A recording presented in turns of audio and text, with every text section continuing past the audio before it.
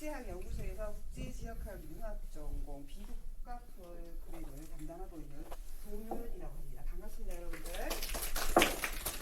벌써 21일째인데 이제 국제학연구소에서 국제지역학 융합전공을 개설하고 여러분들이 복수나 혹은 부전공을 할 수 있는 많은 프로그램들, 공식적인 교과 프로그램도 있고요. 여러분들이 졸업장에 부전공, 복수전공 하나 찍고 나가야지.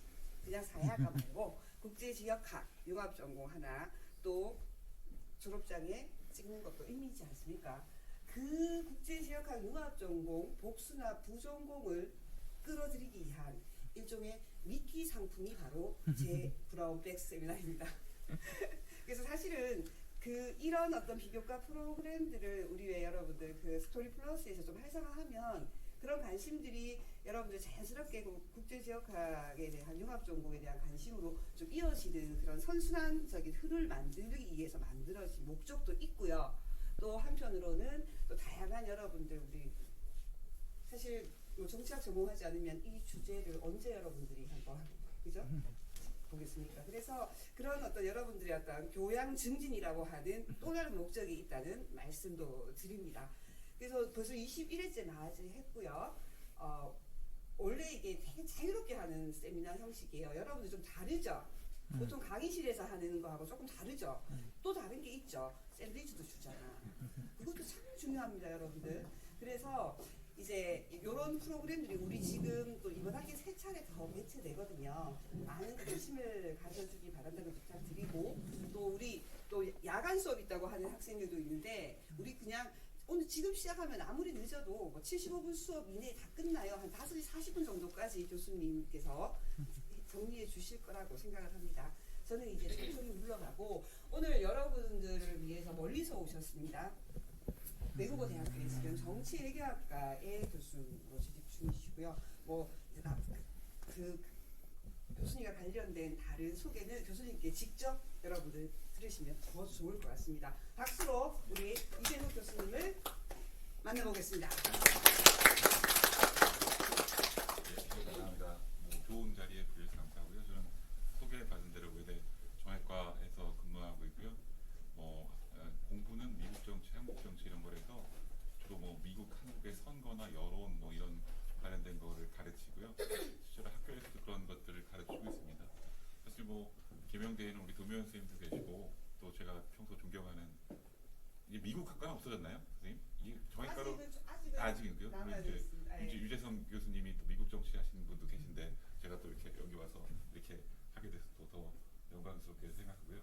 오늘 제가 이제 미국 정치 전반에 대해서 얘기를 할 텐데 적어온 거는 되게 약간 딱딱한 얘기일 수 있는데 그냥 가볍게 얘기를 하도록 하겠습니다. 교수님 저 촬영을 해서 목소리를 조금만 예 알겠습니다.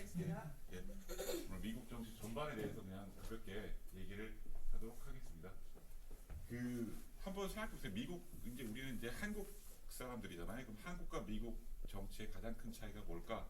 거기부터 생각하면 좋을 것 같아요. 그건 이제 우리가 정치를 가르치지만 사실 역사를 이해해야 되거든요. 그 나라가 만들어진 배경 이런 것들이 굉장히 중요하겠죠. 근데 우리는 사실 여러분들 들어본 적 있는지 모르겠지만은 한국은 연방제 국가인가요? 연방제 국가가 아니죠, 그죠? 그러니까 우리는 대한민국 있고 그 안에서 여기 여러분들 대구광역시가 있고 경상북도가 있고 이렇잖아요. 근데 미국은 그렇게 순서가 그런 게 아니라 연방제 국가예요. 그러니까 연방제 국가라는 건 여러분들 미국의 공식 이름은 사실 보면은 아메리카가 아니라 유나이티드 스테이츠 오브 아메리카잖아요. 그러니까 미국 대륙, 그러니까 아메리카 대륙에 위치한 미 합중국이죠. 정확하게는 미국이라는 나라가. 그러니까 뭐냐면은 주들이 있고 거의 우리나라의 한 국가의 버금갈 같은 50개 주가 있고 그 주들의 연합체로서 연방 정부가 있는 미 합중국이잖아요.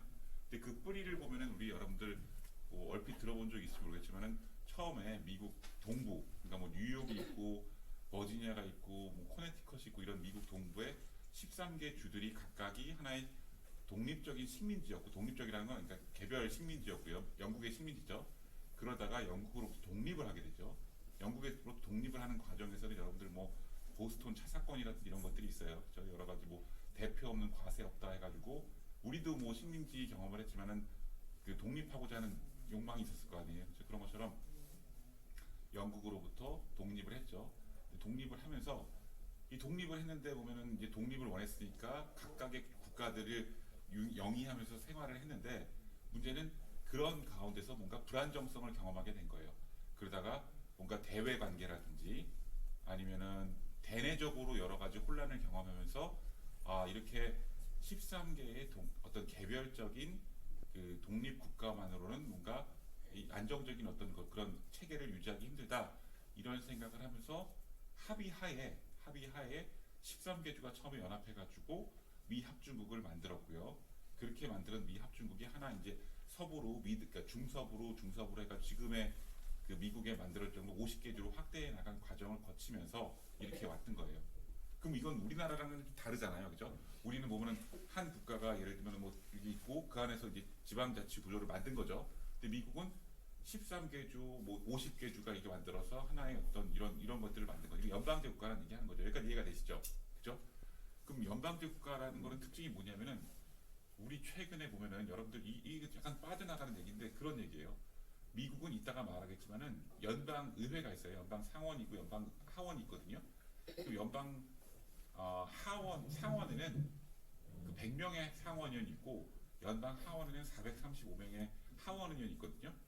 그러면은 토탈 합쳐봤자 535명밖에 안 되잖아요. 그죠? 근데 미국 인구는 3억이 넘거든요. 그럼 우리나라가 요새 그런 얘기 많잖아요. 한국에 국회의원 숫자가 너무 적은 거 아니냐, 혹은 많은 거 아니냐 이런 얘기 하잖아요. 신문에 나오죠. 그래서 뭐 저 같은 정치학자들이 국회의원 숫자를 좀 늘려야 된다 이런 얘기 많이 해요. 그죠? 그러면은 이제 일반 국민들도 그렇고 그거에 반대하는 사람들은 뭐 국회의원을 더 늘리냐 지금 하는 일도 없는 것 같은데 100명으로 줄여야 되는 거 아니냐 하는 얘기를 하는 게 우리 저 대구광역시장 같은 분들도 홍준표 시장님 같은 분들 그런 얘기 많이 하시죠. 근데 그런 근거로 많이 되는 게 뭐냐면은 미국 같은 선진국 봐라. 민주주의 오랫동안 잘해왔지만은 거기는 3억 인구에 의원 숫자가 한 500명밖에 안 된다. 근데 우리는 5천만 명 인구, 그러면은 미국 인구의 6분의 1도 안 되죠, 사실. 그죠? 근데 그러면은 300명이면 충분한 거 아니냐 이런 얘기 가능한데 근데 거기서 이제 논의에서 우리가 간과하고 있는 게 뭐냐면은 미국은 연방의회만 100명과 435명이지, 그죠? 미국에는 50개 주 안에 다 개별 정부가 있고 또 개별 의회가 있어요. 이해가 되시죠? 그러니까 우리나라 중앙정부가 상당히 많은 일들을 다 하지만은 미국에서는 뭐 경찰, 그 다음에 소방, 그 다음에 뭐 의료, 아니면 복지, 교육, 이런 아니면은 뭐 여러 가지 그 도로를 관리하든지 이런 자치행정 같은 것들 있잖아요. 그런 것들은 거의 다 주정부하고 주의회 소관이에요. 이해가 되시나요? 그러니까 주정부랑 주의회가 있고 주의회도 딱 한 주인 네브라스카만 빼고는 다 또 양원제예요. 이해되세요? 그러니까 예를 들면은 뉴욕주에도 뉴욕주 주지사가 있고요. 그러니까 우리로 따지면 대통령 같은 주지사가 또 있고요. 요번에 얼마 전에 선거를 했죠. 그 다음에 뉴욕주 상원의원, 그 다음에 하원의원이 또 있다는 얘기예요. 그러니까 우리처럼 이렇게 중앙정부와 중앙의회만 있는 게 아니라는 얘기죠. 그러니까 거의 우리가 생활하기에 뭐 하는 거의 모든 업무를 한 70% 혹은 80%는 주정부랑 주의회 차원에서 이루어지고 있어요. 그럼 연방정부나 연방의회에서 하는 일들은 사실 나머지 일들이겠죠. 그런 얘기를 할 거예요. 이해되죠? 그럼 좀 다르다는 얘기겠죠. 그러면은 우리가 한국이랑 비교해 설명해 보면 좀 쉽겠죠. 우리 한국 사람들은 보면은 투표를 할 때 그렇죠? 투표를 할 때 주권을 위임하잖아요. 지금 뭐 지방자치 같은 걸 하지만은 대통령을 뽑고 그 다음에 국회의원을 뽑아요. 그 다음에 우리도 지방선거를 통해서 뭐 도지사를 뽑고 기초 광역 의원들을 뽑죠. 근데 미국은 훨씬 더 많은 권한을 갖고 있는 그 주지사 선거, 그 다음에 연방의회 선거, 그 다음에 주의회 상원 하원 선거 이런 것들을 다 해요. 그렇죠? 그러니까 미국 사람들이 생각할 때는 사실 보면은 나의 정체성이 미국 국민으로서의 정체성 못지않게 뉴욕 주의 주민으로서의 정체성 혹은 텍사스주 주민으로서의 정체성 이런 것들이 상당하다는 얘기하는 거죠. 실제로 여러분들이 사실 미국을 생각할 때면 맨날 떠오르는 게 뭐 캘리포니아나 뉴욕 이런 큰 주들 많이 생각할 거 아니에요? 아니면은 뭐 많이 들어본 데가 뭐 텍사스, 아니면은 뭐 또 뭐 있을까요? 뭐 플로리다 이런 데 생각할 거 아니에요. 근데 우리가 사실 들어보지 못한 주들도 상당히 많을 거예요. 예를 들면 여러분들 뭐 와이어밍주, 뭐 노스다코타주 이런데 사실 여러분들이 크게 들어본 적 없을 수도 있거든요. 근데 만약에 여러분들이 그런 주를 방문한다고 생각해 보세요. 거기에서 특히 시골에서 만나는 사람들 중에서는 한평생 예를 들면 70년, 80년 살면서 한 번도 미국 다른 주가 아니라 그 주 밖을 나가보지 못한 사람을 여러분들은 만날 수도 있어요. 그럼 그 사람들에게는 그 주가 어떻게 보면 하나의 나라 정도로 인식할 수 있다는 얘기하는 거죠. 그만큼 다르다는 얘기를 제가 드리는 거예요. 그렇죠? 그러니까 여러분들이 하나의 시민으로서 미국 시민이라면 여러분들은 단순히 입법부를 뽑고 그 행정부를 뽑고 하는 수평적 차원에서 어떤 그 권력의 어떤 구조뿐만 아니라 연방 정부와 주정부, 그다음에 연방의회와 주의회라는 굉장히 수직적 차원에서의 주권의 위임도 같이 돌아가고 있다는 얘기하는 거죠. 이해가 좀 되시나요? 그렇기 때문에 연방제를 이해하는 게 굉장히 중요하다는 얘기하는 거고요. 그다음에 중앙 정부의 권력을 확대하는 것과 개인의 자유와 재산권 뭐 이런 얘기를 드린 게 뭐냐면은 그럼 미국은 왜 이렇게 복잡하게 만들어놨느냐? 우리는 사실 한 국가를 만들고 그 안에서 광역, 기초 이런 식으로 지방자치 구조를 만든 거잖아요. 근데 우리는 이렇게 위에서 아래로 내려왔지만은 미국은 아까도 말했지만 처음에 13개의 식민지가 영국으로부터 각각 독립을 했고요. 그 다음에 이 주들이 하나의 미합중국을 만들면서 그들이 갖고 있던 권한들을 미합중국에게 위임한 거예요. 양보하고. 이해가 되시나요? 그러니까 이게 작은 이 연방주가 만들어지고 그 다음에 큰 거를 만들어 봤으니까 순서가 위로부터 아래가 아니라 아래로부터 위란 얘기죠. 이해가 되세요? 그럼 아래로부터 위로 위임을 할 때 이 사람들이 제일 중요하게 생각했던 가치는 뭐냐면은 자유예요, 자유. 왜 그러냐면 이 사람들은 식민지 경험이 너무나도 싫었던 거예요. 영국으로부터. 그러니까 독립을 원했고 자유를 원했는데 자, 역설적이게도 자유를 보호하고 사유재산권을 보호하기 위해서는 뭐가 필요하겠어요? 힘이 필요해. 근데 그 당시에 유럽에는 막 나중에 이제 그 제국주의 전체주의 나오지만은 프랑스, 영국, 스페인 뭐 해가 짓지 않는 나라 막 나오잖아요. 근데 그런 가운데서 미국이 약한 13개 그 개별 갓 독립한 식민지 주들이 힘이 있었겠어요? 없겠죠. 그러니까 뭔가 크게 만들긴 해야 되지만 다시금 그렇게 큰 나라를 만들면은 이렇게 크게 만든 나라가 다시금 왕이 나오고 우리의 자유를 힘들게 찾아온 자유를 약탈해갈 것이 아니냐 이런 두려움이 있었던 거예요. 이해가 되세요? 그럼 뭐가 이해가 되면 그러다 보니까 나라를 크게 연방 정부를 구성하되 되도록 우리의 자유를 보장하면서 우리의 자유를 최대한 앗아가지 않는 구조에 대한 고민이 많았던 것이 소위 그 건국의 아버지들이 가졌던 그 생각이란 얘기하는 거겠죠. 그럼 그 건국의 아버지들 중에서도 두 가지 생각이 엇갈리지 않겠어요? 하나는 강력한 연방 정부를 만들어서 더 강력하게 우리를 국력을 키우고 우리를 그 서유럽의 오랜 전통을 갖고 있는 영국, 프랑스로부터 우리를 보호하는 그런 생각을 가졌던 사람들이 한 축에 있을 것이고 또 다른 한 축에서는 아니야 그렇게 크게만 만들기만 하면 우리를 자유를 앗아가지 않을까 그런 생각에서 주들의 고유 권한을 더 보장하는 방식으로 연방을 구성하는 그런 아규먼트도 가능하겠죠. 이해가 되세요? 그러니까 한쪽에서는 강력한 연방을 구성하자는 소위 말해서 연방주의자들, 그렇죠? 이쪽은 연방을 구성하되 강력한 연방보다 좀 느슨한 연방을 통해서 우리의 자유를 더 보장하는 쪽으로 가자는 반연방주의자들 이렇게 건국의 아버지들이 두 축으로 나뉜다는 얘기하는 거죠. 그리고 그게 큰 타협을 일으켜서 만든 게 미합중국이고요. 알겠죠? 네.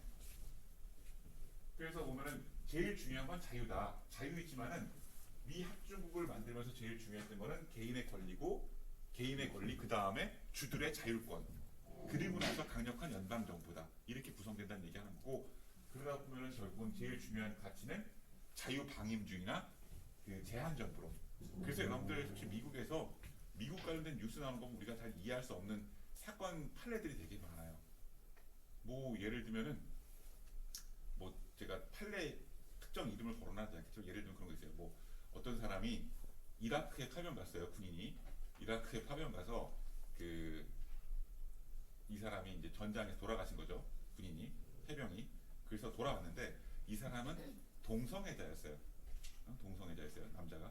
그래서 그 가족들은 자기의 어떤 가족을 잃은 슬픔에서 굉장히 슬퍼가지고 장례식을 하고 있었는데 그 앞에 와가지고 어떤 사람 장례식 앞에 와가지고 사람들이 막 잘 죽었다. 뭐 동성애자는 뭐 죽어도 싸다. 이런 류의 시위를 해요. 그럼 여러분들 생각할 때 이게 상식적이에요? 상식적이지 않잖아요. 근데 우리는 상식적이지 않다고 생각하지만 이게 대법원까지 판례를 가가지고 뭐 개인의 뭐 이거 물론 이런 어떤 뭐랄까요 뭐 장례식장은 고유의 어떤 조용하게 안전하고 뭐 이렇게 슬픔을 위로받고 이렇게 좋은 자리지만은 도로를 건너서 길 건너에서 장례식장 길 건너에서 개인이 자신의 정치적 권리를 자유를 뭐 표현하는 것은 큰 문제가 없다는 판결을 받았다는 얘기하는 거죠. 그만큼 자유라는 가치가 미국에서는 굉장히 중요하다 이런 얘기 하거든요. 자, 그만큼 자유가 중요하다고 하면은 우리가 미국이란 강력한 나라를 우리가 지금 보고 있지만은 그 강력한 나라 속에서도 개인의 자유를 최대한 보장받게 권력을 제도를 디자인하고 싶지 않을까요? 그럼 어떻게 할까요?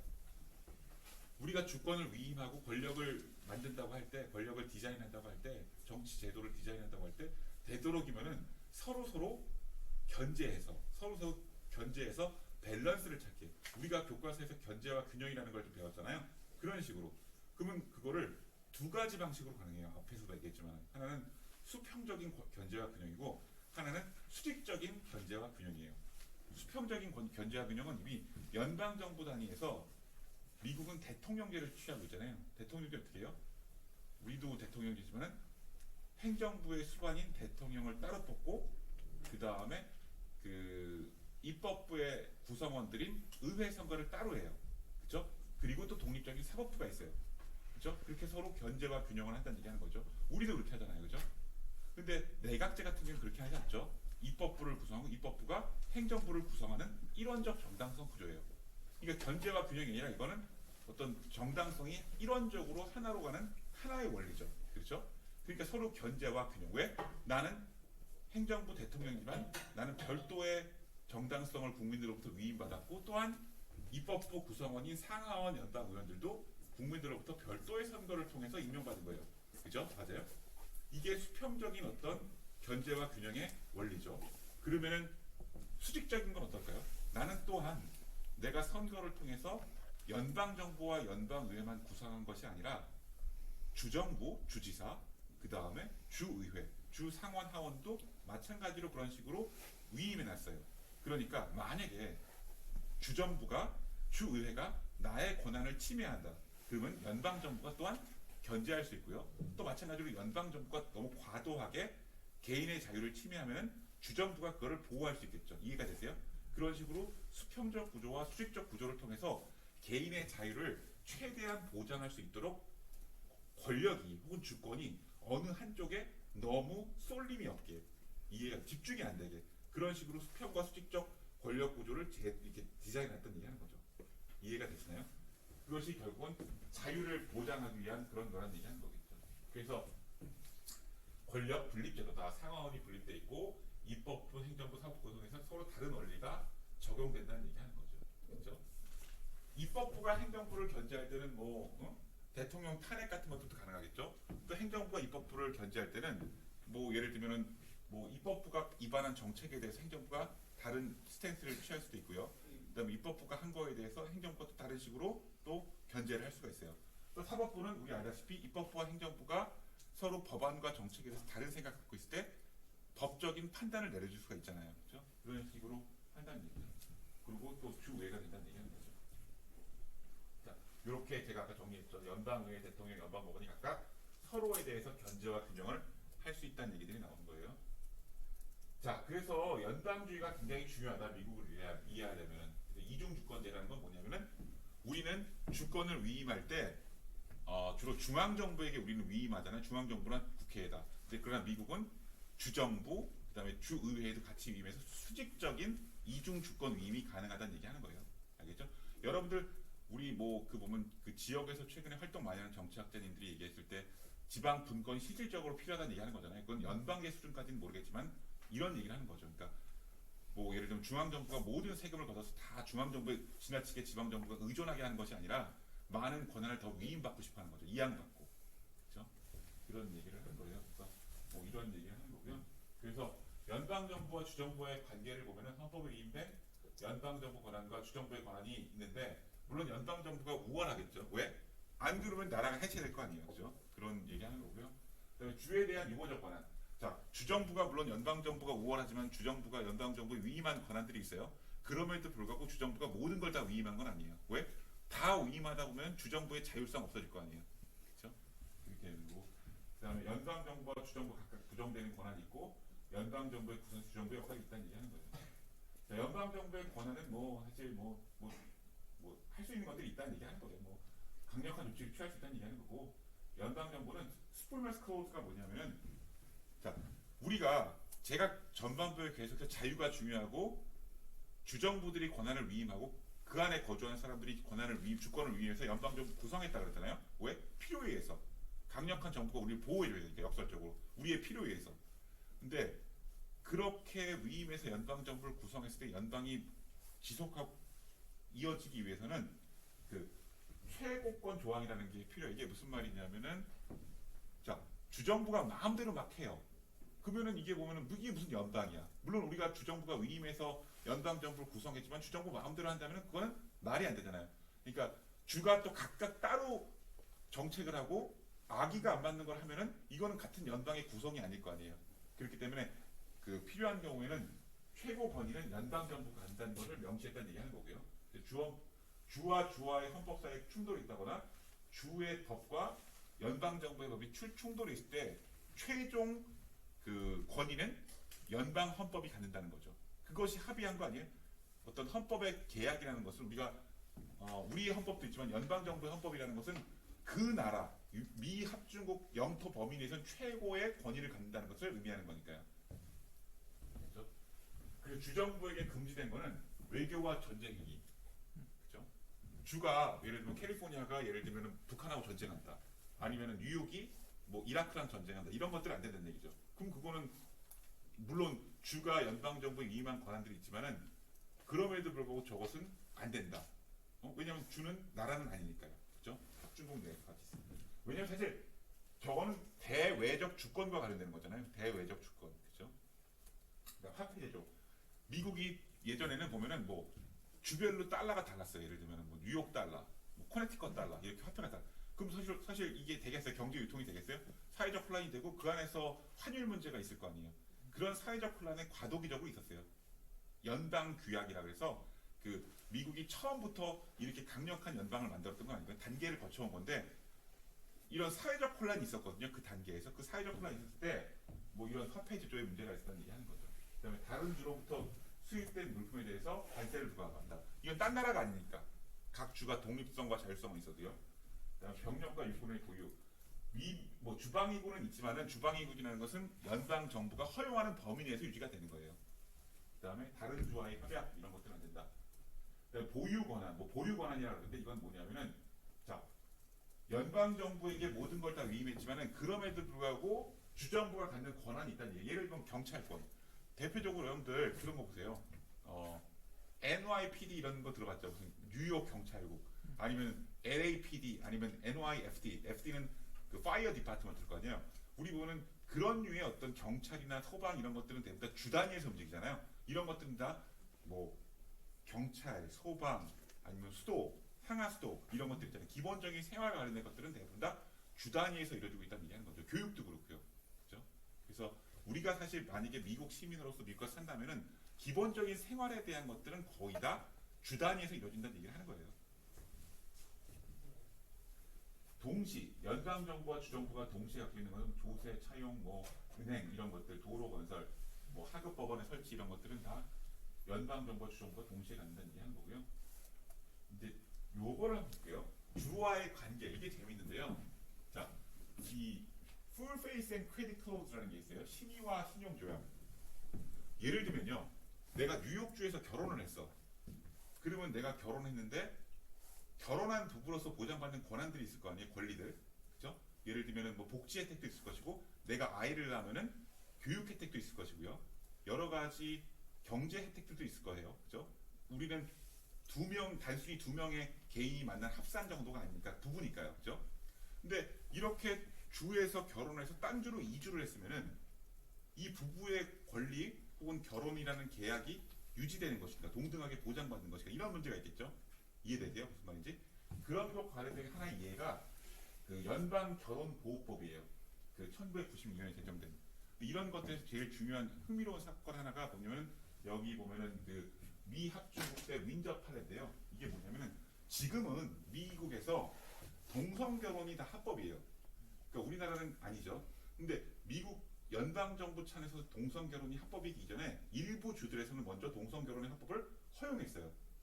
근데 그러다 보니까 막 그런 경우 생기지 않겠어요? 내가 동성결혼을 하고 싶고 너무 사랑하는데 우리 주에서는 허용이 안 되니까 다른 주로 이주해서 결혼을 받고 그 다음에 그 주에서 생활하고 이런 것들이 생기겠죠? 이해가 되세요?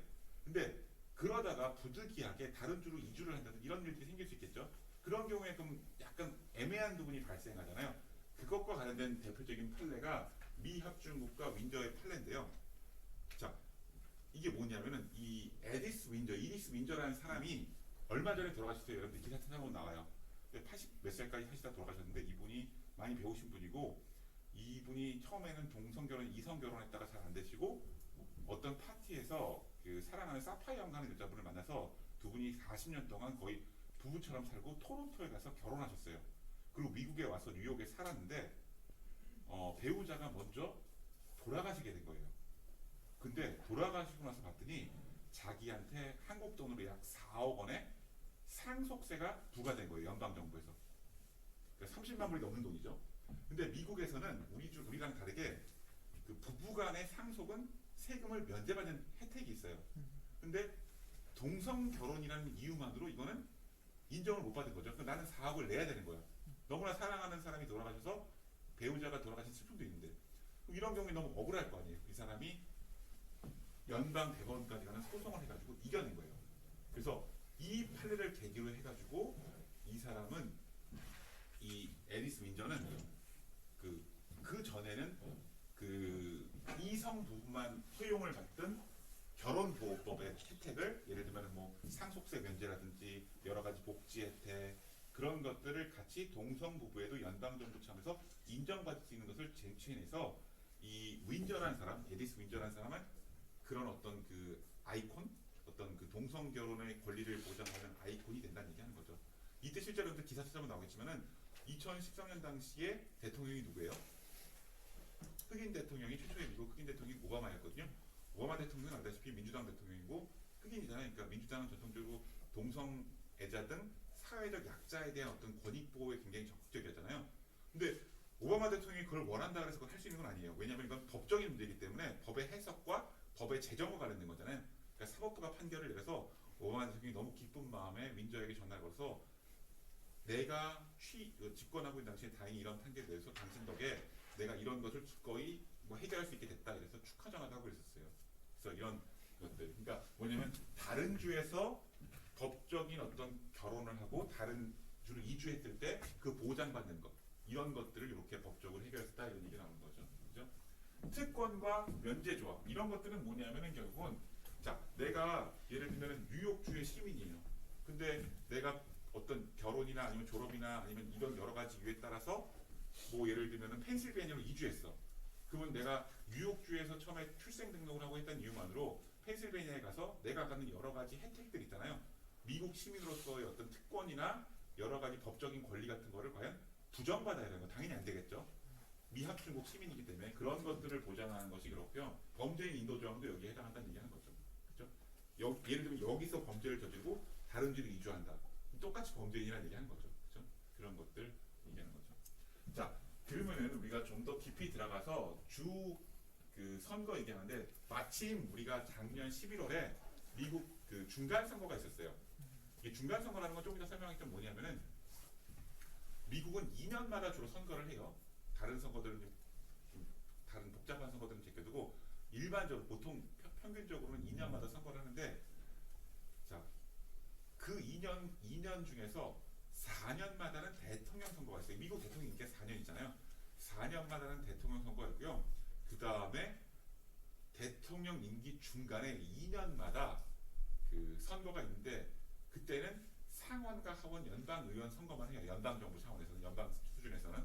그래서 그 대통령 선거가 없는 그 2년마다의 선거를 중간 선거라고 하거든요. 왜냐하면 미국 대통령 임기 중간에 딱 벌어져서 치러지면서 대통령 중간 평가의 성격이 있기 때문에 그렇게 해요. 마침 우리가 2020년에 미국 대통령 선거를 했고요. 2022년에 그 작년 11월이죠. 그 미국 선거일은 정해져 있어요.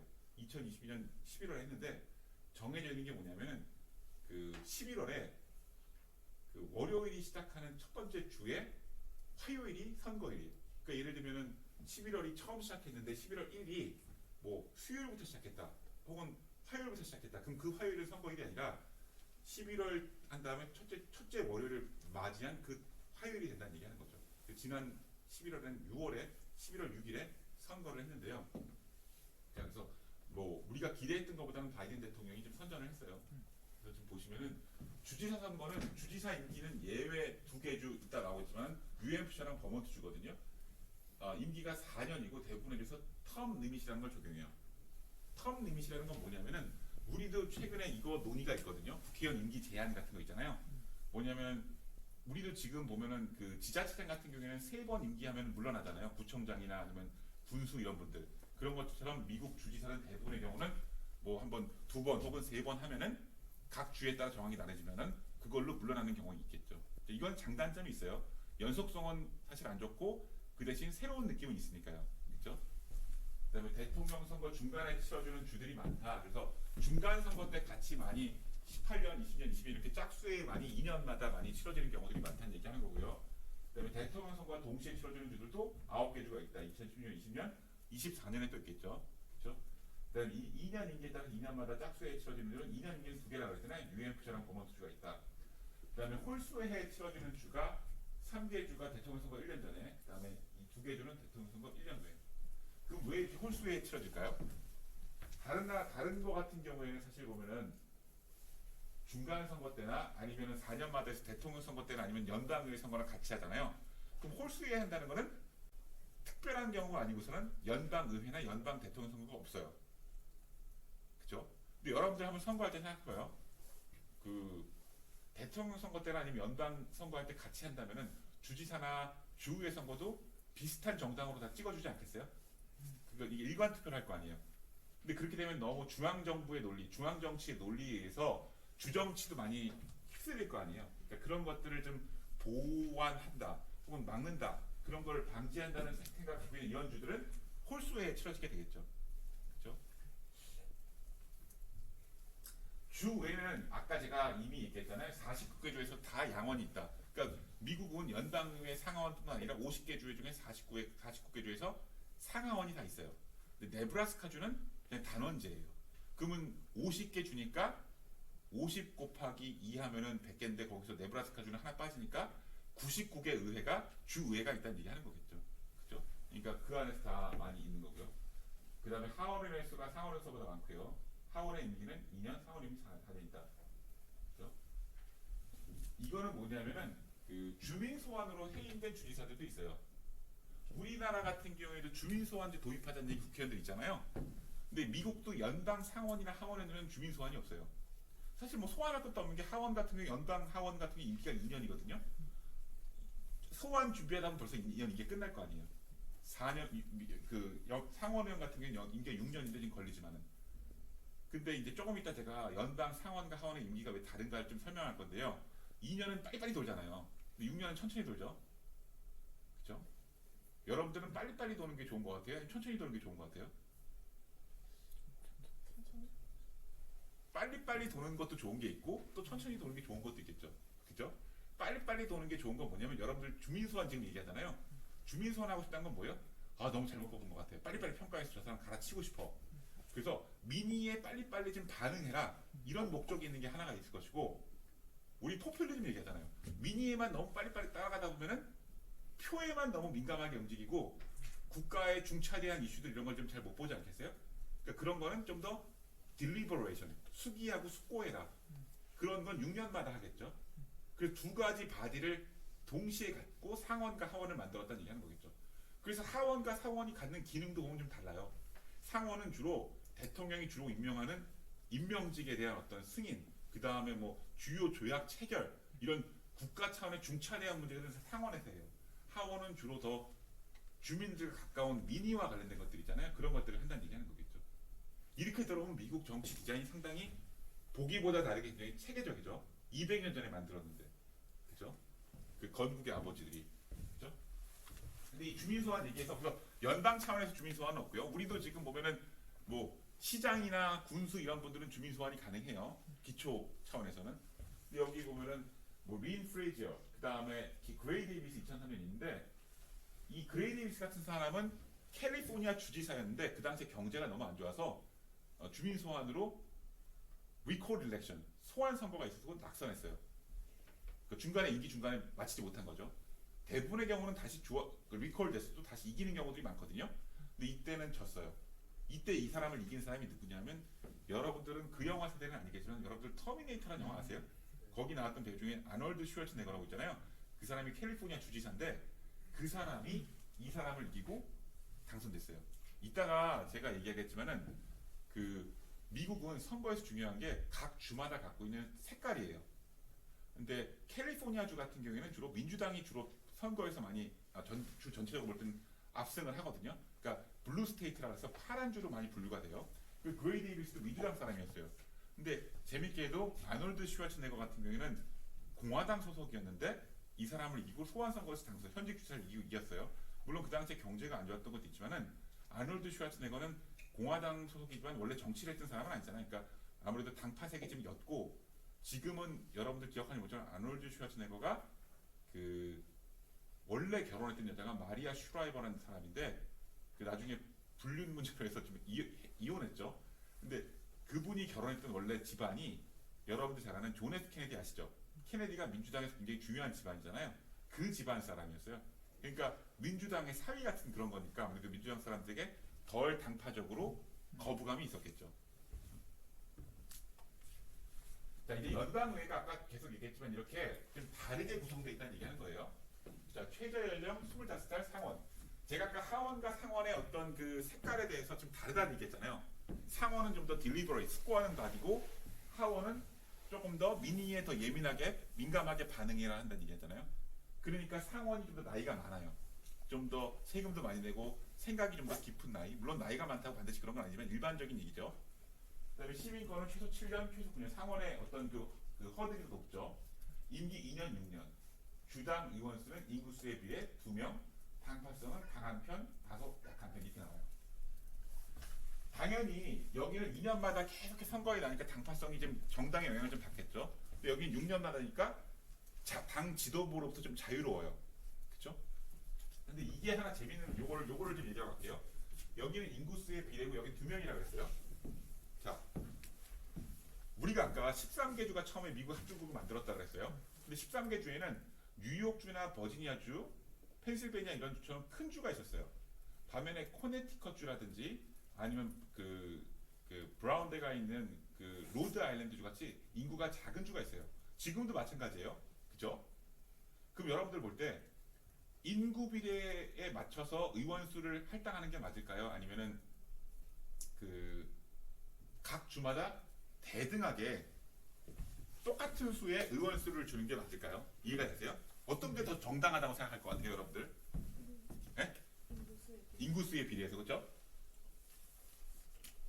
근데 우리도 지금 보면 우리나라 선거구는 거의 다 인구수에 비례하죠. 근데 최근에 보면 농어촌 간의 어떤 갈등 많잖아요. 왜냐면 인구수에 비례해서 하고 우리 보면 하다 보면은 우리나라도 지금 보면은 너무 모든 정책들이 다 도시 위주로 가지 않을까요? 농촌은 소외되고 똑같아요, 미국도. 큰 주에서 사람들이 많이 살잖아요. 그러면은 큰 주 사는 사람들의 의견만 너무 과다대표되고 작은 주는 계속해서 소외되지 않을까요? 이해되세요? 무슨 말인지? 그럼 작은 주 사람들은 미 합중국의 구성원으로서 남고 싶을까요? 아니면은 탈퇴하고 싶을까요? 탈퇴하고 싶겠죠. 그죠? 왜냐하면 우리는 계속해서 배제되니까. 그렇게 이해되시죠? 무슨 말인지. 그것 때문에 미 합중국이 하나로 연합 합중국을 만드는 굉장히 갈등이 많았어요. 큰 주와 작은 주가. 이거 어떻게 할 거야? 인구수야? 아니면은 모든 주가 동등하게. 그래서 그거를 해결한 게 소위 코네티컷 컴프로마이스예요. 혹시 미국 정치 교과서 본 사람들은 대타협이라고 나오죠. 뭐 대타협. 이게 뭐냐면은 상원과 하원을 나눠가지고 상원은 모든 주가 똑같이 2명씩, 하원은 인구 비례에 따라서 둔다. 이 얘기죠. 그럼 타당하죠. 지금도 그래요. 지금 똑같이. 그래서 상원의원 숫자는 50개 주니까 2명씩 있다는 얘기 하는 거죠.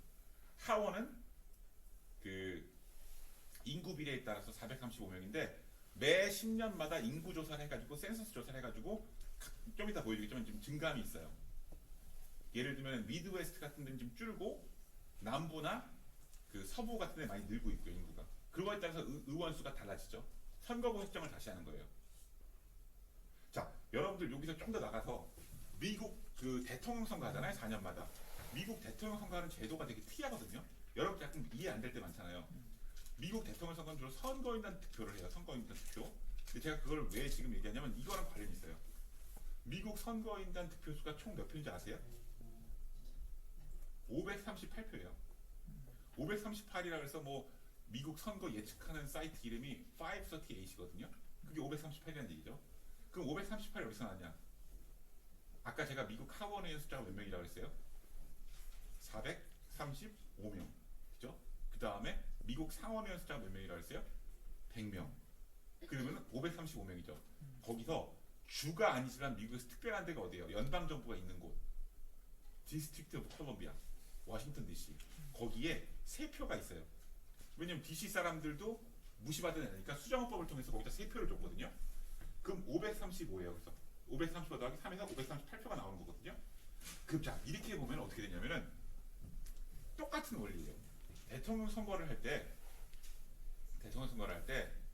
그 모든 주들은 기본적으로 몇 표씩 있을까요?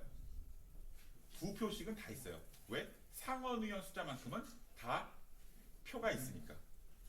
그 다음에 거기다 추가로 인구가 많으면은 하원의원 숫자만큼 더 주어지는 거겠죠. 말이 되나요? 이해가 되세요? 자, 예를 들면 미국에서 지금 인구가 가장 적은 주가 어디냐면은 어딜까요? 제가 계속 예를 들지만 와이오밍 주예요. 그 여러분들 부시 대통령 때 혹시 넷플릭스에서 영화 바이스라는 영화 봤어요? 바이스? 거기에 주인공 나온 사람이 딕 체니라는 사람이거든요. 딕 체니의 고향이에요. 그 와이오밍 주는 하원의원은 1명인데 상원의원은 2명이에요. 우리가 생각할 때 사실 상원이 더 적을 것 같잖아요.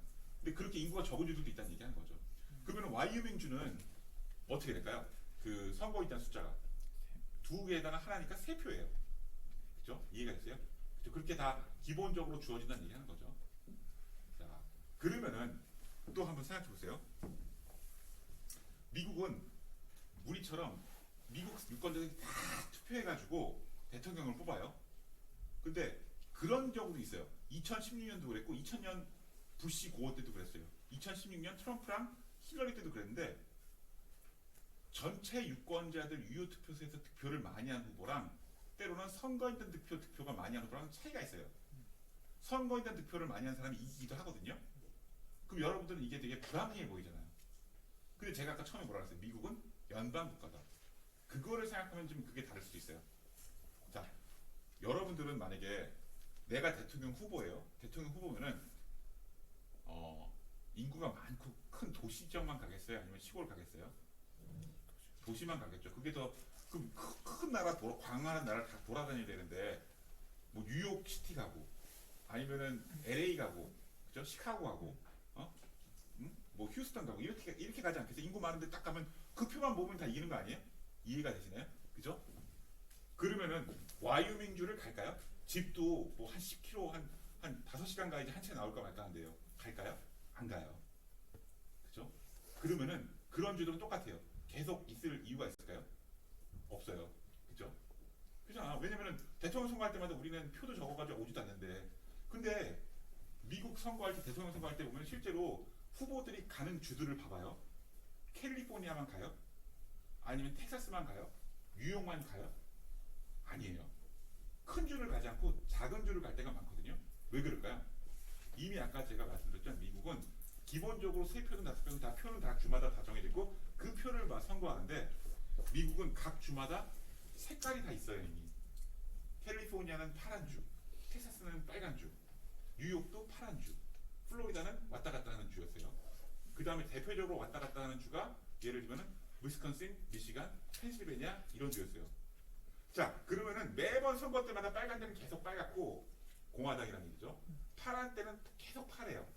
그래서 사실 선거인단 투표를 할 때 이미 우리가 예견을 해요. 다 선거인단 투표 보면 캘리포니아가 57표라고 그러면 그거 다 가져올 수 있다는 얘기예요, 우리는. 그러면은 이미 계산이 됐었기 때문에 남은 왔다 갔다 하는 주들 표만 가져오면 우리가 계산이 대충 나오겠죠. 그러니까 제일 중요한 데가 크기가 중요한 게 아니라 왔다 갔다 하는 주들이 중요하겠죠. 그 실제로 보면은 대통령 후보들이 주로 방문하는 데는 크기가 중요한 게 아니라 왔다 갔다 하는 주, 소위 스윙 스테이트예요. 그러니까 퍼플 스테이트, 빨간 좀 파랗지도 않고 보라색 같은 데를 간다는 얘기 하는 거죠. 그래야지 그런 주들이 크기와 상관없이 존중받게 된다는 얘기 하는 거예요. 그럼 여러분들 조금 이따 다시 보겠지만은 2016년 대통령 선거가 되게 센세이션했거든요. 모든 사람들이 아웃사이더인 트럼프가 질 거고 히러리 클린턴이 이길 거라고 예상을 했어요. 근데 우리가 예상할 때 다 그랬어요. 뭐 선거 막 전문가들이 다 히러리가 이긴다, 다 망신당한 적은 많았거든요. 근데 그때 예측이 빗나갔던 게 뭐냐면은 트럼프가 전통적인 민주당의 텃밭에서 표를 가져왔어요. 그러니까 스윙 스테이트가 아니라 전통적인 파란 주를 획득했다는 얘기하는 거죠. 그게 어디예요? 여러분 혹시 들어봤어요? 러스트 벨트라고. 러스트 벨트는 뭐냐면 미국 공화당이랑 민주당이잖아요. 공화당은 주로 부자 정당, 그죠? 기업, 부자, 응? 돈 많은 사람들. 민주당은 상대적으로 노동자, 상대적으로 사회적 약자 이런 데를 대변해요 현재. 그럼 노동자들을 대변하는 데는 대표적으로 러스트 벨트라는 게 뭐냐면 과거에 미국 제조업 시대의 황금기를 다녔던 지역들이에요. 거기가 어디요? 펜실베니아, 미시간. 여러분들 미국 차 보는 것 중에서 혹시 뭐 쉐보레, 포드 이런 데 공장들이 다 디트로이트 이런 미시간주에 있거든요. 그러니까 미시간, 뭐 펜실베니아, 오하이오 이런 데가 그런 그 전통적인 쇠락하는 공업죠. 러스트라는 건 녹슬었다는 얘기예요. 그 쇠락했다는 얘기죠. 쇠가 녹슬어, 제조업이 녹슬었다는 얘기야. 그러니까 트럼프가 그걸 건드린 거야. 응? 세계화 이런 거 하면서 다 이런 공장 제조업 이런 거 다 해외로 보내고 싼 노동력 임금 찾아다니다 보니까 니네들 뭐 남았냐.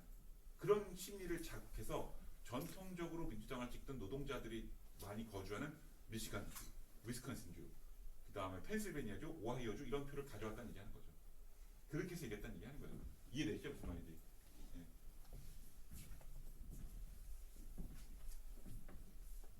자, 그래서 하원, 상원이 있다는 얘기했죠. 하원은 아까 2년마다 뽑고 세입과 그 세입에 관한 거래, 세금 받는 거. 그 다음에 대통령 및 공직자들에 대한 탄핵 기소하는 것들. 탄핵을 여기 시작한다. 한국은 우리가 탄핵 시작할 때 처음에 국회가 하고 법사위가 주도한 다음에 헌법적 해석을 판결하잖아요. 근데 미국은 하원이 처음에 탄핵을 소추하고 그 다음에 상원에서 결정을 해요. 그렇죠? 그래서 여러분들 그 클린턴 대통령 같은 경우에는 하원에서 통과됐으나 상원에서 통과 안 되고 뭐 이런 것들이 발생할 수 있다는 얘기하는 거겠죠. 그렇죠? 그러나 이제 2년마다 아무리 선출하다 보니까 제도적으로 대중 인기에 영합할 수밖에 없고 불안정한 입법 발전이다. 2년마다 근시안적이다. 이런 문제가 있다는 얘기하는 거고요. 그 대신 여론에 예민하다 보니까 아무래도 민의에 충실한 대변을 할 수 있겠죠. 좋게 보면 그렇게 볼 수 있는 거잖아요. 그렇죠? 상원은 대외 정책 조약, 대상 임명, 탄핵에 대한 심판권 등 중요한 결정들을 주로 한다. 아주 중요한 결정들을 한다는 얘기죠.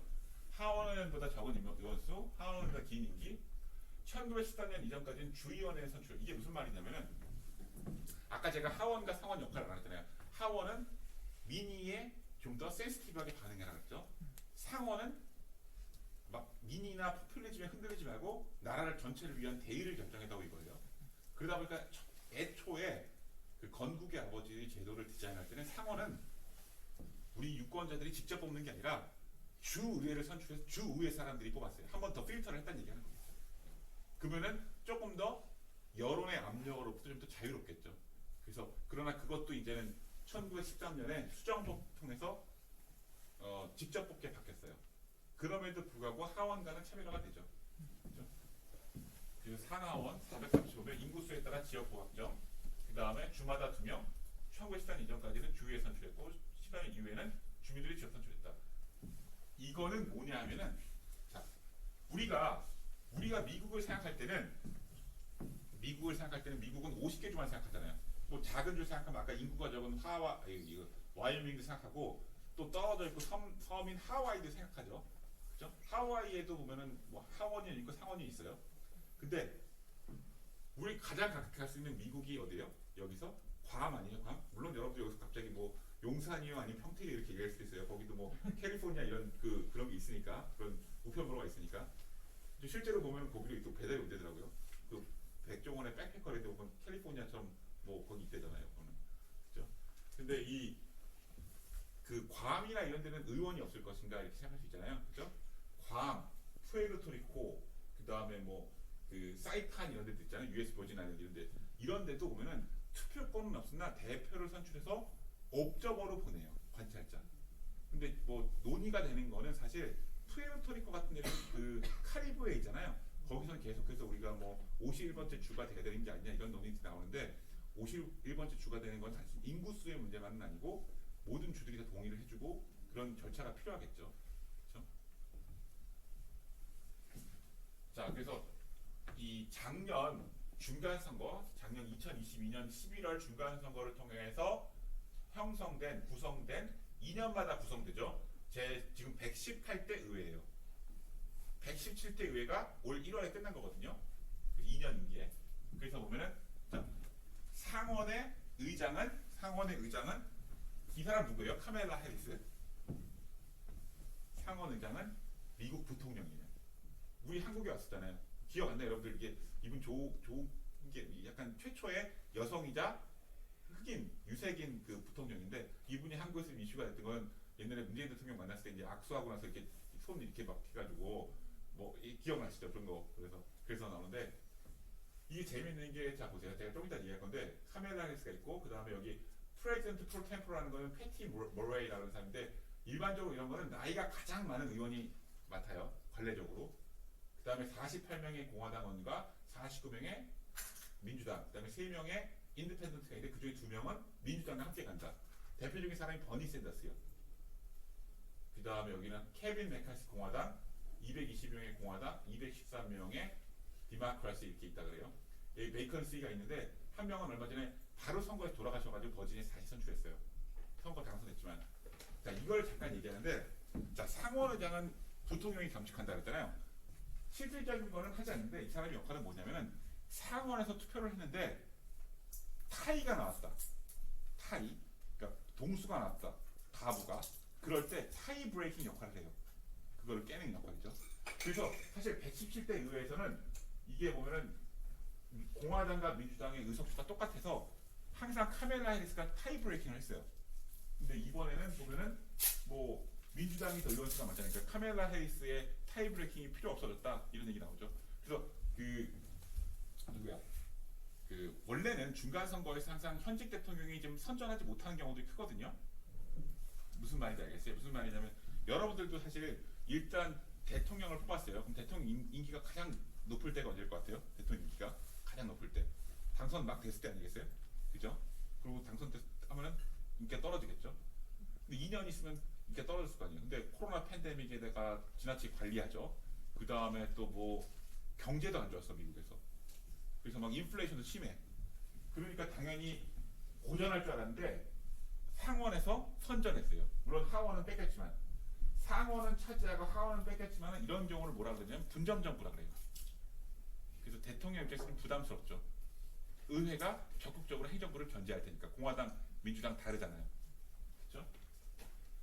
자, 부통령 얘기를 잠깐 하고 제가 넘어갈 건데요. 선거 얘기예요, 이것도. 자, 우리 오바마 대통령 때 부통령이 누구였어요?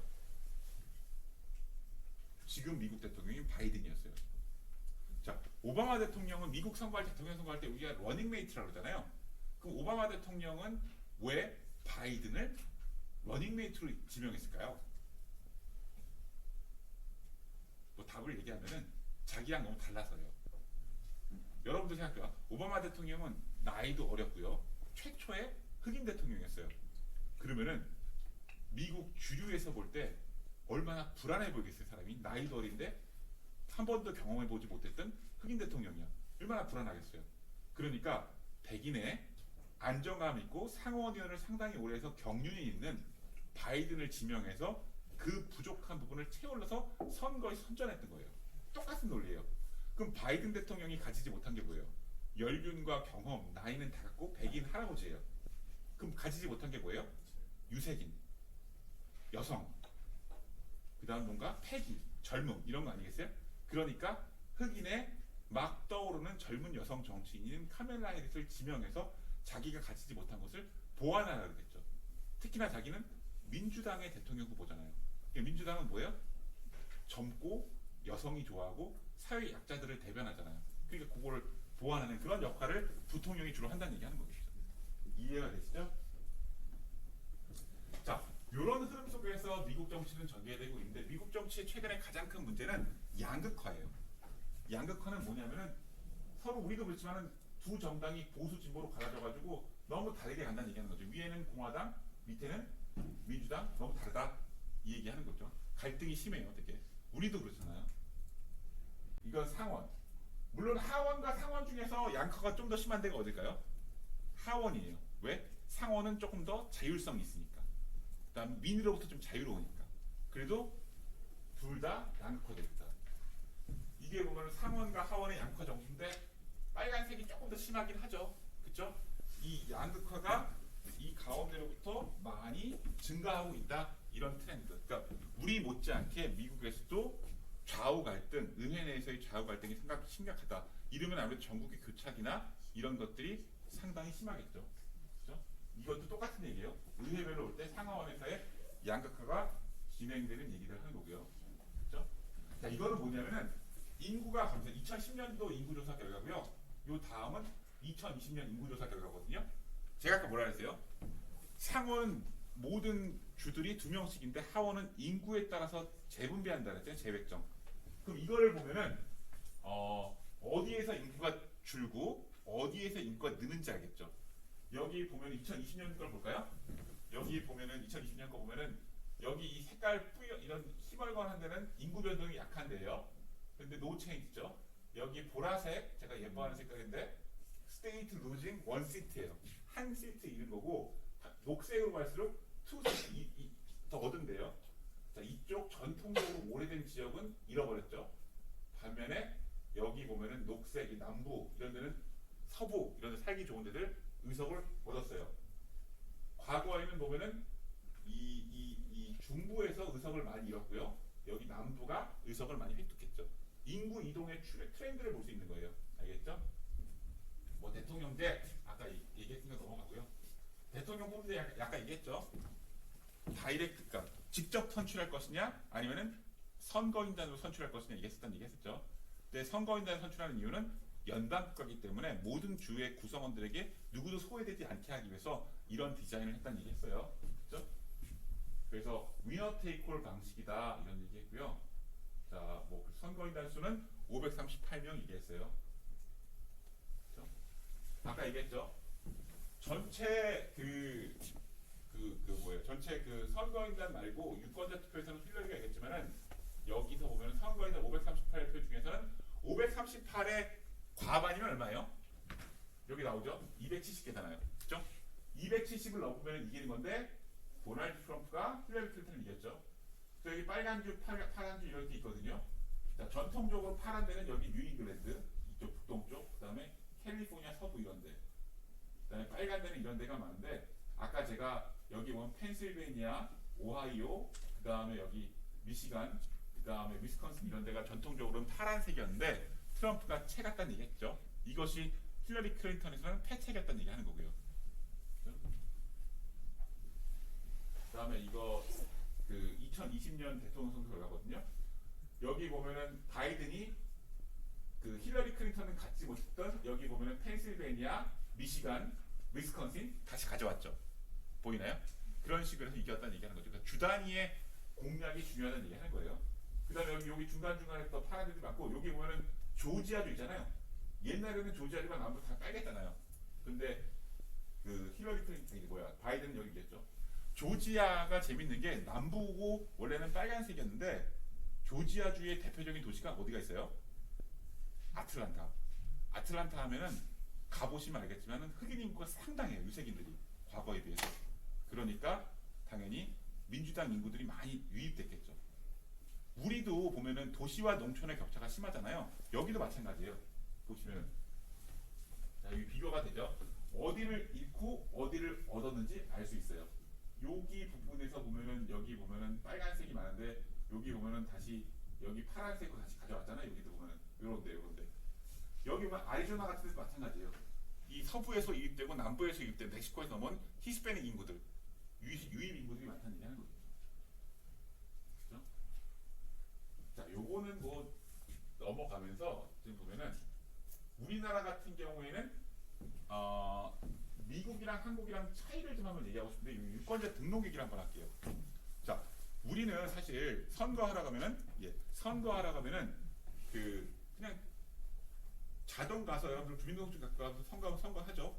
미국도 그런가요? 미국은 불편함이 커요. 2번 가야 될 수도 있어요. 유권자 등록을 해야 돼요. 왜냐면 이것도 연방제 국가이기 때문에 그래요. 그러니까 여러분들 미국은 사실 보면 소셜 시큐리티 넘버는 있지만은 사실 주민등록 같은 걸 하진 않잖아요. 그럼 제가 예를 들면 뉴욕주에 살다가 펜실베니아주에 갔어. 미국에서 선거 관리는 연방 정부가 하지 않고 주정부에서 하거든요. 이것도 일반 행정이니까.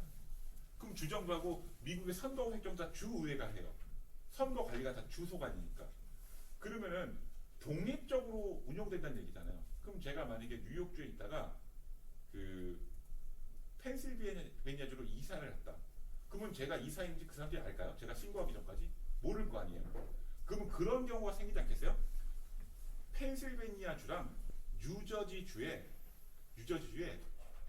아주 인접한 데 살아. 그래서 오전에 뉴저지주에서 투표를 하고 빨리 운전을 해서 가서 펜실베니아주에 가서 또 투표를 해요. 가능할까요? 불가능할까요? 옛날에는 가능했어요. 말 타고 막 가서 뛰는 거야. 이해가 됐죠? 그러니까 그런 선거 부정을 막기 위해서 미국은 유권자 등록제를 해요. 뭐냐면 내가 이번 선거에서 어느 주에 어느 선거구에서 투표를 하겠다. 이런 걸 한다는 얘기하는 거겠죠. 그러니까 이게 보면은 우리나라 같이 전국 단위에서 행정자치부가 주민등록을 해가지고 다 넌 요번에 어디 있고 하는 이게 관리가 되니까 선거인 명부가 딱 나오는 거잖아요. 내가 세금을 내고. 근데 그게 안 되니까 이렇게 한다는 얘기하는 거죠. 그럼 이 장점은 뭐냐? 선거 부정을 막을 수 있다는 장점은 있을 것이에요. 그렇죠? 그런데 단점은 뭐가 있을까요? 불편해요. 미국 투표율 낮거든요. 선거도 많은데. 근데 한 번도 안 가겠는데 2번은 갈까요? 더 안 가겠죠. 그래서 미국이 투표율이 굉장히 걱정이에요. 투표율이 낮은 나라예요. 그래서 이러한 투표율 제고를 위해서 많은 노력들을 하고 있어요. 뭘 할까요? 우편 투표를 한다든지 아니면 선거 등록을 유권자 등록을 편하게 하는 거. 제일 쉬운 건 뭐가 있을까요? 선거 당일 등록제. 선거 당일날 가서 등록을 하게 한다든지 아니면은 또 뭐가 있을까요? 뭐 인터넷으로 등록을 하게 해준다든지 또 뭐가 있을까요? 아니면은 뭐 내가 이사를 해가지고 그 운전면허증을 갱신하러 간 김에 같이 등록을 한다든지 이런 식으로 유권자 등록을 편안하게 해준다는 얘기하는 거죠. 우리나라도 여러분들 투표율을 증가시키기 위해서 뭐 했어요? 사전투표제 도입했죠. 그런 식으로 해가지고 투표에 참여하는 비용을 줄이고 편의를 도모하는 정책들을 도입하고 있다는 얘기하는 주 단위로. 근데 그 주 단위의 정책은 차별성이 있어요. 알겠죠? 유권자 등록 제도가 있다는 것이 좀 다르다 이런 얘기하는 거예요. 그래서 미국 선거에서 투표율이 사실 50%, 60% 왔다 갔다 하는데 그 중에서 중간 선거보다는 대통령 선거 투표율이 좀 높다. 왜? 사람들이 생각하기에 대통령 선거가 더 중요하다고 생각하니까. 우리도 대통령 선거가 제일 높고 국회의원 선거, 그다음에 지방 선거 순이잖아요. 그런 식으로 사람들이 생각하는 것이라고 생각하는데 미국은 아무래도 유권자 등록 문제 때문에 그런지 투표율이 낮다 이런 얘기하는 거고요. 자, 미국 선거 있었던 얘기하는 건데 이게 보면 아까 얘기했죠. 주로 2년마다 선거가 있다. 2년마다 20년 대통령 선거는 4년마다 있죠. 그 다음에 중간 선거가 중간에 끼어 있다. 2022년에 중간 선거 있었죠. 그 다음에 오프이어라는 선거가 없는데 이때 홀수년도에 주지사 선거할 때 있다 그랬죠. 아까 그 연당 선거랑 상관없이 한다고. 그런 주들은 주지사 선거를 해요. 자, 여러분들이 여기서 좀 헷갈리시는 건 뭐가 있냐면 상원에서 클래스 2, 1, 3 이런 게 있어요. 이게 뭐냐면은 아까 제가 상원의원 임기가 몇 년이라고 했어요? 6년이라고 했어요. 하원의원 임기는 2년이라고 했어요. 그럼 하원의원 같은 경우에는 14년, 16년, 18년, 20년 하원은 435명을 다 매번 뽑아요. 2년마다. 그럼 상원은 14년에 뽑고 20년에 뽑고 이렇게 100명을 뽑을까요? 그게 아니고요. 3개의 그룹을 나눠가지고 33명, 33명, 34명 해가지고 이 사람들을 2년마다 뽑아요. 이해가 되시나요? 그러면은 6년 임기 중에서 나는 내 6년 임기가 2016년에 끝나는 사람이 있고 또 2018년에 끝나는 사람이 있고 또 2020년에 끝나는 사람이 있겠죠. 이해되시죠? 그래서 34명, 33명, 34명 이렇게 써놓은 거예요. 이렇게 번갈아 가면서 한 번에 모든 사람이 동시에 선거에 나가지 않게 하원과 다르게 해놨다는 얘기 하는 거예요. 그 미국에서 제일 중요한 선거는 뭘까? 정당이 제일 중요해요. 사실 이게 왜 그러냐면은 미국에서 정당의 체감이라는 건 사실 애착 같은 거예요. 부모의 정당의 체감도 상당히 중요하고요. 근데 여러분들은 되게 똑똑하신 분들이고 정치에 대해서 되게 잘 알아요. 우리 보면 사실 뭐 택시 타고 아니면 친구들 만나면 정치 얘기 많이 하죠. 우리나라 국회의원 누구 다 알잖아요, 많이들. 근데 미국 사람들은 정치 지식 수준이 이렇게 높지 않아요. 그러면 뭘 보고 주로 투표할까요? 우리가 지방의회 선거할 때 후보들 잘 모를 때 뭐 보고 투표해요? 정당 보고 투표하잖아요. 그거랑 비슷하게 정당이라는 것이 제일 중요하다. 정당을 보는 그 상표 브랜드, 파티 브랜드 이것이 상당히 중요하다는 얘기하는 거겠죠. 그래서 정당 일체감이 상당히 중요하다는 얘기하는 거고요. 그렇죠? 그래서 아까 제가 빨간주, 파란주 얘기했던 것도 그런 것들이에요. 내가 아무리 오바마가 못해도 나는 힐러리를 찍는 거고 뭐 이런 것들 한다는 얘기하는 거죠. 그렇죠? 그 다음에 주요 정책 및 공약 이런 것도 상당히 중요하겠죠. 그 다음에 출마 후보의 특징 이런 것들이 있다는 얘기하는 거예요. 출마 후보의 특징. 이건 뭐냐면 호감도 개인의. 우리 오바마 대통령이랑 옛날에 롬니라는 사람이 붙으셨거든요. 근데 사람들이 설문조사할 때 뭐 물어봤냐면은 이 두 사람이랑 저녁을 먹는다면 누구랑 먹고 싶냐 이런 거 물어봤어요. 밥 먹으면 체할 것 같은 사람보다는 편안한 매력 있는 사람한테 투표할 거 아니에요. 그런 매력 이런 것들도 중요할 거라는 얘기하는 거죠. 자, 이거 아까 얘기했어요. 2020년 미국 대통령 선거는 조 바이든이 도널드 트럼프를 이겼다. 그렇죠? 306표 대 230명 주 단위에서 벌어졌고요. 그 다음에 아까 제가 얘기했죠. 자, 여기 보면 재밌는 게 이게 플로리다거든요. 도시들은 여기 템파, 마이애미를 다 알죠. 도시는 다 파란색. 그 다음에 농촌으로 서브로 가면 다 빨간색. 이게 다 합쳐진 표가 되겠죠. 여기도 보면은 펜실베니아인데 피츠버그와 빼고는 다 빨갛잖아요. 도시와 농촌이 같다는 얘기 하는 거죠. 뭐 이렇게 나왔다는 얘기 하는 거고요. 아까 선거인단들도 얘기했어요. 그런 식으로 선거한다고. 그 미국은 뭐 당선증 교부가 있느냐? 그런 거 없어요. 우리는 선관위에서 뭐 대통령한테 당선증 교부 주잖아요. 이렇게 하는 게 아니라 그냥 그 미국 대통령한테 연방 조달청에서 야 네가 이제 인수하려면 뭐가 그러니까 신청해라 이렇게 온다는 얘기 하는 거고요. 미국 승복 같은 경우는 이거 하나 재밌는 게 미국은 그런 관례가 있어요. 대통령을 떠날 때 전임자가 편지 써가지고 책상에 남겨주는 거 그런 것들. 근데 트럼프가 썼다는 건 좀 내용이 좀 문제가 있었다고 하면 나오죠. 중간 선거는 바이든 대통령이 사실 고전할 것으로 기대했어요. 왜냐하면 그 실패한 그 지지율보다는 비호감도가 높았기 때문에 역대 대통령들과 비교해봐도 바이든 대통령은 비호감도가 상당히 높았거든요. 근데 선전했어요. 왜? 그만큼 갈라져 있어요. 나라가 양극화 속에서 득을 봤다는 얘기하는 거겠죠. 그렇죠? 그래서 연방 상원에서는 민주당이 선전을 했고요. 그 다음에 하원에서는 공화당이 다수 의석을 탈환해 갔어요. 그래서 연방 상원의원 선거 결과가 이렇고요. 연방 하원의원 선거 결과가 이렇고요. 여기 빗금으로 된 것들은 뭐냐면은 과거에 상대 정당이 갖고 있던 의석을 가져온 것들을 표시한 거예요. 어디가 격전주였는지 알 수 있겠죠. 이 격전주들은 또 뭐가 돼요? 2년 후에 있을 대통령 선거에서 그 후보들이 더 공략해야 될 때겠죠. 표심을 알 수 있으니까. 그런 주들 위주로 가는가 나중에 방문하는가 한번 보세요. 주지사 선거 결과 여기도 보면 이게 뒤집히 되거든요. 이런 주들이 되게 중요하겠죠. 2년 후에. 그렇죠? 그래서 미국 대통령 선거는 어떻게 될 것이냐 이게 전망하는 거거든요. 제가 그랬잖아요. 파란 주랑 빨간 줄 이미 정해져 있어요. 그래서 이미 공화당과 민주당이 196, 138 정해졌는데 204표가 뭐예요? 스윙 스테이트야. 이제 2년 후에는 이 후보들이 여기만 집중적으로 공략을 할 거예요. 많이 돌아다니면서. 그래서 270표를 계속해서 계산해야 되겠죠. 어떻게 만들어낼 것인가. 그렇죠? 여기 272 윈 나오죠? 이건 또 다른 예측 사이트에서 만든 거고요. 여기서는 218, 221을 보고 있어요. 토스업이 99구. 토스업이라는 건 이 위에 있다. 우리 모르겠다. 아직까지는. 그거예요. 누가 출마할 것인가 하는데 지금 뭐 제일 유력한 시나리오 중에 하나가 현직 대통령인 바이든 80이 넘었어요. 그리고 도널드 트럼프가 또 나오지 않을까 얘기하고 있어요.